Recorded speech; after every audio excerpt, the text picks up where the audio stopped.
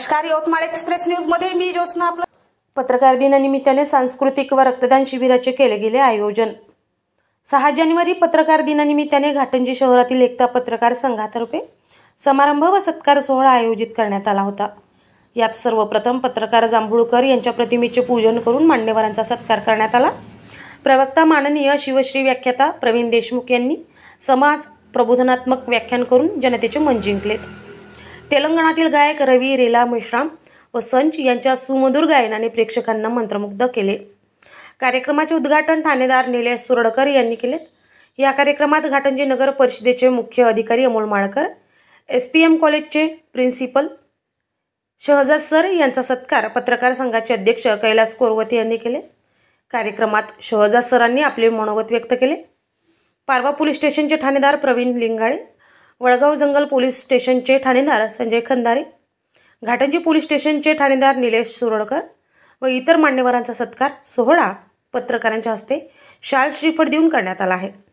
आत्महत्याग्रस्त विधवा महिलांना साडी चोळी आणि थोडासा पैशाचा आधार देण्यात आला. प्रगत शेतकरी निजाम चव्हाण यांचा शाल श्रीफळ देऊन सत्कार करण्यात आला.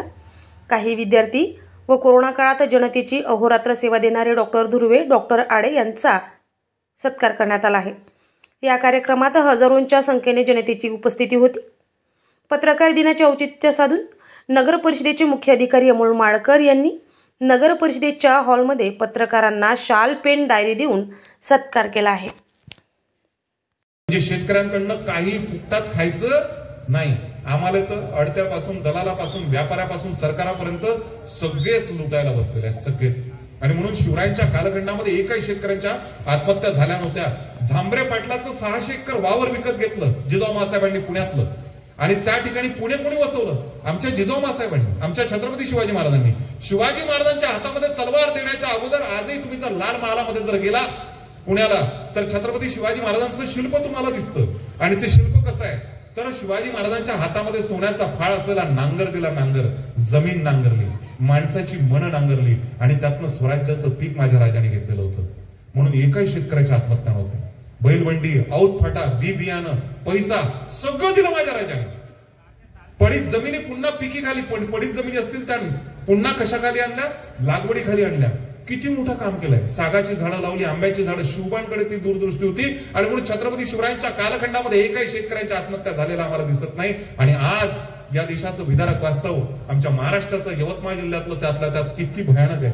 आमचा कपिल नावाचा मित्र म्हणतोय, बिखरे जुल्फे सुलझे गाल मैंने पूछा कौन हो यार, बिखरे जुल्फे सुलझे गाल मैंने पूछा कौन हो यार, वो बोला मैं हूं विदर्भ का किसान, अरे मैं बोता हूं कपास तो सारी दुनिया कपड़े पहनती है, मैं बोता हूं कपास तो सारी दुनिया कपड़े पहनती है, आखिर मेरी ही लाश क्यों एक कफन के लिए तरसती है, अरे सोचता हूं कि इस खेती से तंग आकर खुदकुशी कर लूं, लेकिन डर लगता है कहीं मेरे घर वाले मेरे कफन के लिए कर्जा ना उठा ले.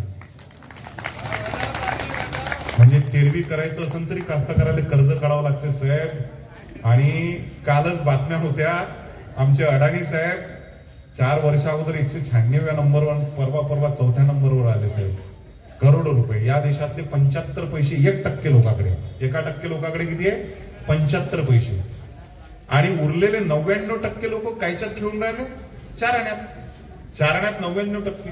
आर्थिक विषमतेच्या दरी डॉक्टर बाबासाहेब आंबेडकरांनी सांगितलेलं होतं, या देशातल्या सामाजिक विषमतेच्या दरी, आर्थिक विषमतेच्या दरी अशाच वाढत राहिल्या तर एक दिवस हा लोकशाहीचा डोलारा उद्ध्वस्त झाल्याशिवाय राहणार नाही. आज दुर्दैवाने आर्थिक विषमता, सामाजिक विषमता वाढत चाललेली असताना आम्ही काय करायला पाहिजे तर या सगळ्या महामानवांचे तैलचित्र आपल्या घरामध्ये आणून जमणार नाही. पुस्तकं आणा, प्रबोधनाच्या चळवळीमध्ये आज चांगलं वाचन करा, चांगले संस्कार मनामध्ये रुजवा, आपल्या पोरांवरती चांगले संस्कार रुजवा, व्यसनापासून त्यांना मुक्त ठेवा आणि प्रगतीच्या दिशेने जा. तुम्ही सर्वजण या ठिकाणी गायक